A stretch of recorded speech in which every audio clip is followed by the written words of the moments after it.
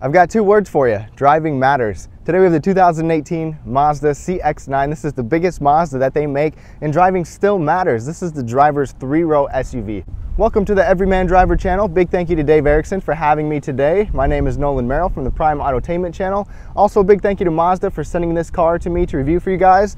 Mazda's done a great job of blending luxury, practicality, and driving dynamics in a big three-row SUV. Can't wait to show you guys, and we got some new features for 2019, so you don't want to miss that. Stick around. Let's get started. Thank you everybody so much for tuning in for this Mazda CX-9 review. I'm excited to show you everything on the exterior here. So standard are full LED headlights and daytime running lights, and they look pretty nice. They do a really good job at night of lighting up the road. I've had no problems with that. And automatic high beams are actually available on the Sport base model and standard on the Touring model. And then adaptive front lighting system, which they will move in the direction that you're going and they swivel and you can visibly see that, is on the Grand Touring model. Give you a little closer look at those headlights there. And then one really cool thing about this grille, we do have the signature trim level right here, which is the top dog, the most luxurious option from Mazda, is that you actually get LED lighting around the grille. And it looks pretty sweet at night. It really does. If you see one behind you in the rearview mirror, it looks really nice. And then to top things off with the lighting, you do get LED fog lights available on the Touring model and standard on the Grand Touring model. As most of you probably know, this is familiar design language from Mazda. I am a fan of it, especially these front ends. They do look pretty stylish, pretty luxurious looking. And one thing to note is that we also do have, as you can see right there, a parking sonar. We have parking sonars in the front and the rear. And this is the machine gray color. It's an optional color, it's a premium color. What do you guys think of it? Leave your thoughts down below, comment down below, let me know. Talking about wheels, they will range from 18 to 20 inch wheels and 20 inch on the GT and up. And you get 255 width tires on those. As for braking, in the front you'll get vented disc brakes, and in the back you get solid disc brakes for the rear brakes. And then these mirrors, we do have LED mirrors for 2018, or LED turn signals on the mirror. For 2018, there's no power folding or power dimming, but on 2019, for the Grand Touring model, you will get power folding mirrors. And then one way to kind of distinguish whether you have a higher trim is the chrome trim, the chrome molding that you have there. That's on the Grand Touring and up. And then of course, with an SUV, on the Grand Touring and up, we do get those roof rails up there as well. And then as we move our way to the back of the Mazda, it does have a pretty big rear end. It kind of hangs over that back tire quite a ways. And this is actually pretty long for the segment. It's about 200 inches long. On this back side, we do have LED combination taillights, as you can see right there. And then a dual exhaust, which is standard on every single Mazda level. And then if you want to go off-roading, we do have the all-wheel drive, and that has 8.8 inches of ground clearance. Now let's go talk about safety real quick. Safety is a big deal in some of these new vehicles. Standard on every trim level is the Smart City brake support, as well as the blind spot monitoring system with rear cross traffic alert. And it does work pretty good. You can even see it in the heads-up display, which I will show you later. Available on the Sport model, the base model, and standard on the Touring model is Smart brake support, lane departure warning with assist, radar cruise, full stop and go, rain sensing windshield wipers that do work very well. And then, like I said, available on the Touring and standard on the Grand Touring are the front and rear parking sonars. And then one more thing that is new for 2019 out here is a retuned suspension. It's actually supposed to be smoother, quieter, more natural feeling, and they put more sound suppression in for thicker headliners and floor mats. Once you get to the cargo area, you'll have a manual tailgate on the base Sport, but a power tailgate on the Touring model. And there's a little touchpad under here. You can open it from the inside or with your key fob. And for the storage, you'll get 14.4 cubic feet behind the third row and 71.2 when all are folded down. So let me go ahead and fold this down. I have this disengaged already, but you pull this, then you can shove that seat forward out of the way. And you do get a really nice flat load floor there. I've got that second row folded down with just one of the levers back there. There's no way of doing it with like pushing a button or pulling a lever back here. It's all on the seats for both sides. But you do get a hook over there, another hook over there, a tie down on both sides just like that one, and actually both of those little side cubbies on that side and on the other side, both of those will move up out of the way. So you've got quite a bit of usable storage with that. And then right here we can even lift this thing up and reveal some more underfloor storage there, and you can actually take this thing out if you really need to. And then right below that, we do actually have a spare tire. Go ahead and give you another look with the back seats folded down, and that other seat over there is split folding, so you just fold that down from the other side. This is a little bit smaller than some competitors, but still a pretty large functional space. On the touring model and up, Mazda will give you this key fob. It's the smart key system, just your basic key fob. It is slim and slender, and you can pull a physical key out of it. So the way their smart key system works is it's not the kind where you can actually slide your hand behind it. You push that to lock it and to unlock it, and the mirror will flash. And I just locked it, unlock it there. But the cool thing is you shut the door, and as you walk away, it'll lock, which is pretty nice. Once you get inside the Mazda CX-9, it's really not hard to get comfortable. So in the base sport model, you will get cloth seats that are manual adjustable, but it is optional to get power seats with lumbar support that are heated. Then once you jump up to just a second trim, the Touring, you'll get leather seats. They're heated and power with lumbar support. So you don't even have to go up very high if you want to get leather seats. And then once you get to the signature trim, you will get 2-position memory seats, and the 2-position knobs are on the actual seat down here. You get this Napa leather interior, and it's definitely nice. I really like the way these seats look. They have some pretty good bolstering on them. They could use a little bit more considering Mazda's, you know, ambition to be a driver's car, but they're still pretty comfortable. They're a little bit firm for my taste, but overall, I really can't complain right here. I do have quite a bit of headroom. I do have this seat all the way down right now, and I can still put my fist above my head, even with the moonroof up there. But one big thing for 2019, but wait, there's more. You get ventilated seats. There's no ventilated seats in this 2018 model, but you can actually get those on 2019, so that's awesome. When it comes to the steering wheel is manual, tilt and telescoping. It does actually have a pretty good range of motion, so I've had no trouble with that. Hopping inside of the Mazda CX-9, you will find a lot of nice materials. So this isn't necessarily soft up here, but it does feel pretty nice. Same goes with this right here, but we do get actual aluminum trim pieces. This armrest is padded, but it is a little tough kind of to the touch. And then some rosewood right here. All automatic up and down windows, little mirror controls. A pretty big storage bin down here, and my large water bottle does actually fit. Shut the door. A nice solid door slam, and like I was saying, once you get in here, it does feel pretty luxurious. You get actual genuine aluminum and genuine rosewood. The rosewood is on just the signature model and the aluminum on the Grand Touring model, but it's a pretty nice place to be. So starting out right over here, you can open up your trunk, you can do your lane departure, your traction control, parking sonar buttons right there. And then the steering wheel is a nice leather wrapped steering wheel. I do find it comfortable to hold on to, and the signature actually gets you special stitching on it as well. On the GT, you will have a heated steering wheel. The button is right over here, but let's go ahead and start this up. Push the button right there.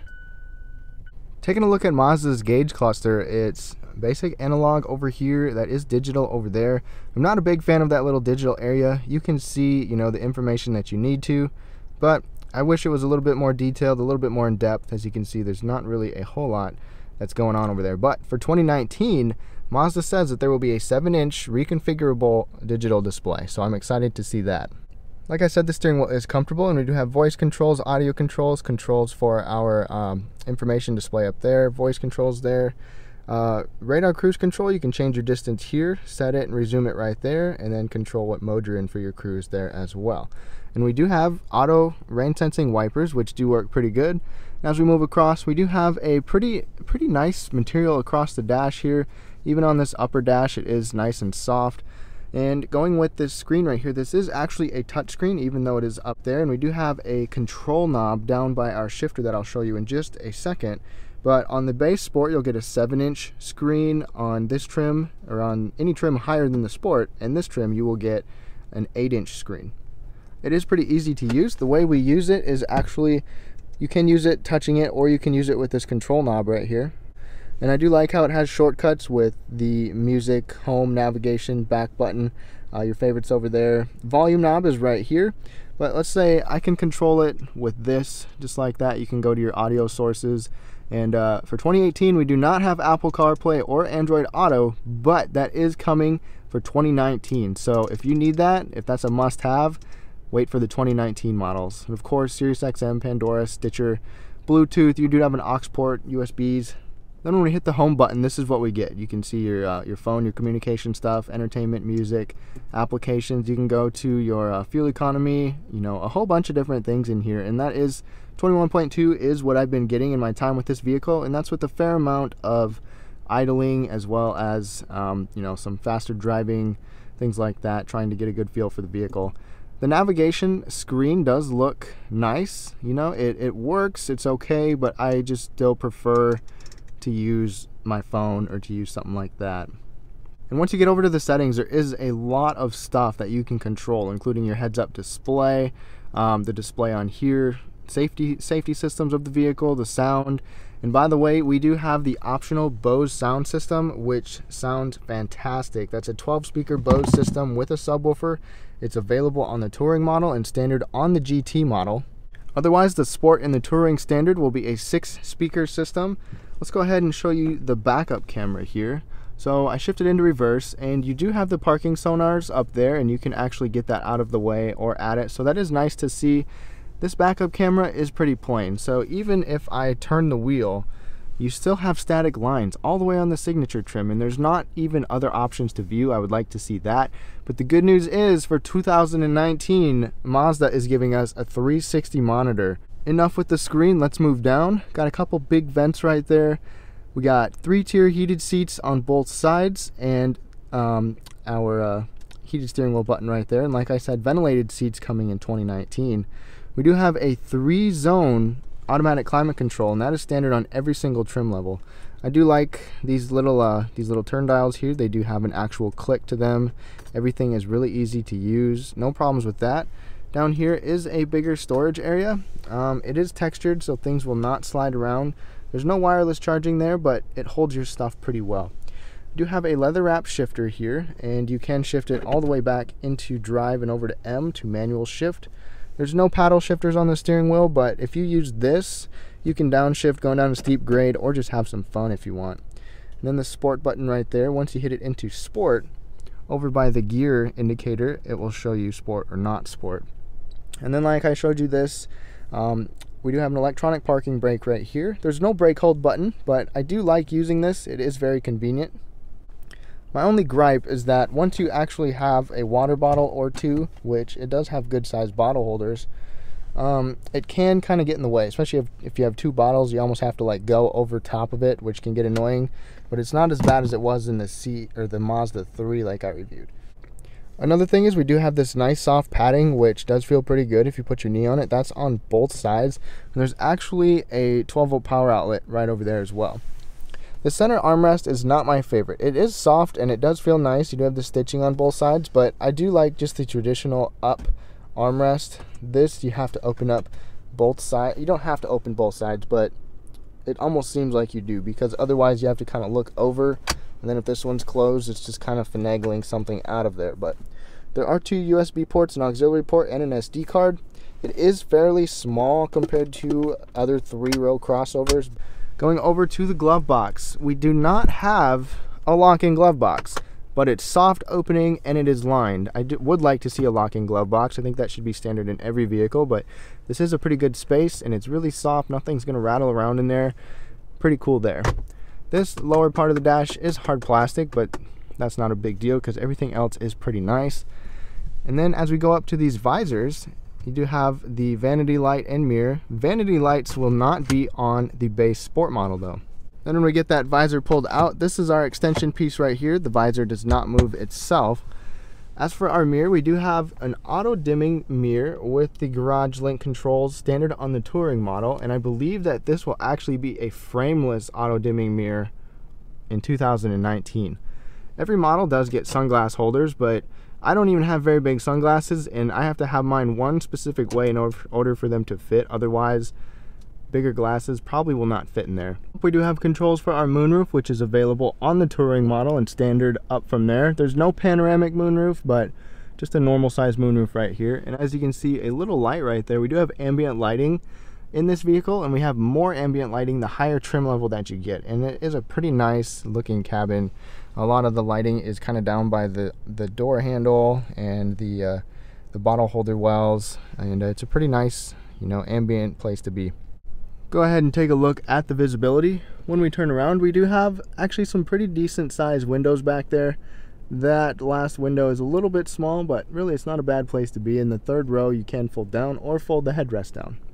Alright, so hopping into the back seat of the Mazda CX-9, we actually do get some decent material up here on the top. It's not quite super soft, but it's not super hard plasticky either. You do still get a nice soft armrest with that stitching running across, good solid grab handle, and then a bottle holder down there, and a pretty deep compartment right here actually. So let's go ahead and take a look inside. We do still get the Nappa leather back here. This is still a pretty nice place to be, and these seats do slide forward and backwards. They can even recline a little bit like that. Let's go ahead and hop in. And one thing to keep in mind is that we do actually have the $2,000 rear entertainment option right there. Those are little 8-inch screens. Back here we do have heated seats. Actually, you do see the little heated seat function right there. The vehicle's not on, so it's not going to turn on, but the heated seats are actually on the GT trim. We do get rear air vents, and then on every trim, like I said before, we do have the 3-zone climate control, so you can control that back here. And even if you don't have this rear entertainment system like that, it does have the HDMI, USB, and the SD card plugins right there. Headphones on each side. And even if you don't have that, you will still get 2 fast charging USB ports on the touring trim and up. Another cool thing is we do get this sunshade, just this retractable sunshade. That is actually on both sides, and that is available on the touring but comes standard on the GT trim. So another neat thing is that on the touring trim and up, you actually get 2 seat back pockets on both sides, which is pretty cool. Otherwise on the sport you get just the one. So this is with the seat in its furthest back position, and I have this much room. There is a lot of space underneath of the seat, which is very appreciated for my feet. Now I got the seat scooted all the way up, and at 5'9", I can have my knees in this little concave area right here, but it's definitely pushing up against the seat. Otherwise, really shouldn't have any trouble for anybody shorter than me, and I do have plenty of headroom right here. Actually, I can put a few fingers above my head, and we do have a center folding armrest, which is nice and soft. This is still the same leather material. Lift this up out of the way for the remotes for our entertainment system, and a nice softly lined storage area, a couple more cup holders. Just a good place to be in the back seat. All right, so getting into the third row, we can pull that lever down there, and that will engage or disengage the seat, so you can push it forward. There's not as big of an opening as I would have hoped, as you can see right here, but you do have this little sill to step on. And then as we go back, oh, it's just a two-person seat back here, and that seat is all the way back in its track, and I can actually sit here with just a little bit of space in front of my knees. My feet are very tight under here, if you can see that. And then when I'm sitting up tall, my head is actually touching the roof. So a little tight for me. Anybody smaller than me should be fine back here. We do have a cup holder here and an extra little storage cubby right there. And then some small windows back here. There's no center folding armrest, as this is just 2 seats right here, but a functional, usable back seat. We even have a tie down right here if you have the seats folded down. And then getting out of here, I can push that and kick it up out of the way. Let's talk about the powertrain now. So for this Mazda CX-9, we do get a 2.5-liter 4-cylinder turbocharged engine. It's the Mazda Sky Active Technology engine, and that'll give us 227 horsepower with 310 pound-feet of torque. Now, if you feed it with premium fuel, I believe it was 93 octane, you'll get 250 horsepower out of it, but the torque number will stay the same. No matter what trim level you get, that's the engine that you get, and you get a 6-speed automatic transmission on every trim level with the manual sport mode, but no paddle shifters. The iActive all-wheel drive is available on every trim, but on the Signature it's standard. So there's no actual front-wheel drive here. It's all-wheel drive only. And then for your MPGs, with the front-wheel drive models, you will get 22 in the city and 28 on the highway. And all-wheel drive will be 20 in the city and 26 on the highway. The one downfall to this Mazda CX-9's powertrain is the towing. The towing is 3,500 pounds instead of about 5,000 pounds, which is what most of the competitors in this class will be able to tow. All right, we are on the test drive for the Mazda CX-9, and this is always my favorite part, as you know. So my first impression with this Mazda is that it feels very solid. You know, it feels like a good chassis. Everything feels solid and well built when you're driving, and it's a nice vehicle to drive. That is the strong suit of this thing. Let's see how it is going around this turn. I'm gonna get into it a little bit. And you can feel that it's a heavy vehicle, but still it handles really well for being such a large vehicle. This absolutely will outhandle and outperform other 3 rows in the class. You know, just the way that it feels. It may not be the fastest one with this 2.5 liter turbo, but it still has a pretty good get up and go. Now, just as important as that is the braking, and the brakes feel good. They feel linear.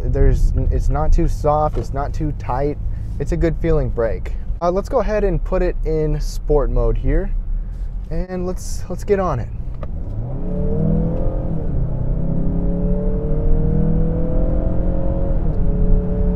All right, so we got up to 60 there, and the 0 to 60 isn't necessarily the strong suit, but we're in sport mode. It's holding its RPMs. When you just give it some moderate acceleration, you get some pretty good pull.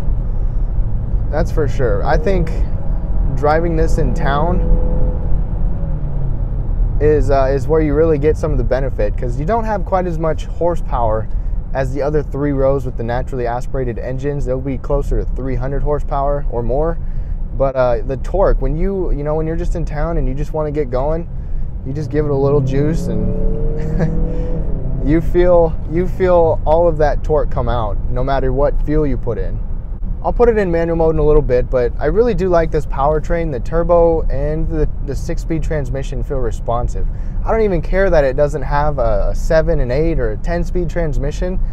This feels good. It does a really good job giving you power no matter what gear you're in. Now, as I was saying, with the handling is excellent, and this does actually have Mazda's G-vectoring technology. So it's kind of a torque system, and it just for pretty much anybody who's driving, it will help you, feel better, feel more confident in your handling and in your turns. Now, talking about the ride is also just as good. Just on some smooth stuff, surprisingly, it actually feels maybe just a little bit stiff, and that kind of goes with this car feeling really solid. But I've hit some railroad tracks and some big bumps, and it's like you barely feel it. It's actually it just beeped at me to told me to hold the steering wheel. But you really don't feel the stuff. It doesn't intrude into the cabin very much. It's comfortable. The ride and handling is just excellent. My favorite part of this vehicle is absolutely the driving part. Every aspect of it, the braking, the acceleration, the feel of it, just being in here, the cockpit feeling. I can sit a little lower. Everything seems to be in a good place for me. It's definitely built for the driver.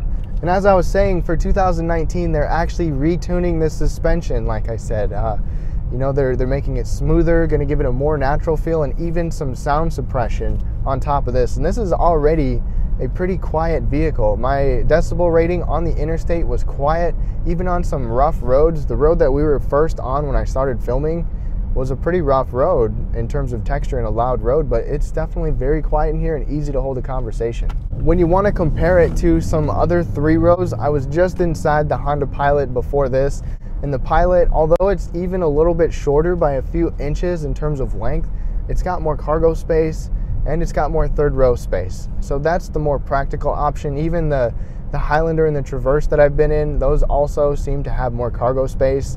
But none of them drive like this Mazda does, and none of them really give you that luxury feeling that you get with this car. So depending on what's important to you, you know, it's kind of a toss-up depending on what your options are. But if you really like to drive, and if that's important, if you like some of the features that come on here, then this is definitely worth a look.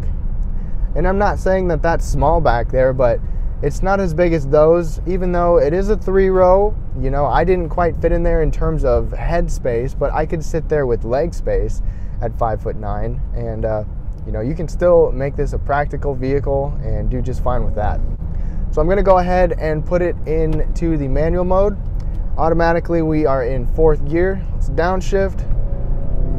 There we go. Oh yes.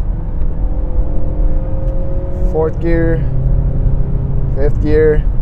All right, so you can have some fun, and it's pretty quick. This manual transmission, or the manual mode, is actually pretty responsive. Thank you, Everyman Driver Nation, for tuning in. Thank you to Dave Erickson for having me on the channel today. If you want to see my channel, my information is in the description below. Please be sure to click the link to my channel and subscribe, because I post videos every single week. I want to know what y'all think of this car. Leave your thoughts down below. How does it compare to some other 3-row SUVs? I was giving you some of the negatives in terms of the space back there, but overall, this is definitely a good vehicle. You know, starting at the Sport, you can still option up for some nice features. In the Touring model, you really start to get into the value model. Even the Grand Touring, you can get some nice things on it. And just remember, for 2019, there are some good changes, including Apple CarPlay, ventilated seats, a 360 monitor on the screen. So way to go, Mazda. Thank you guys so much for watching, and we'll catch you next time.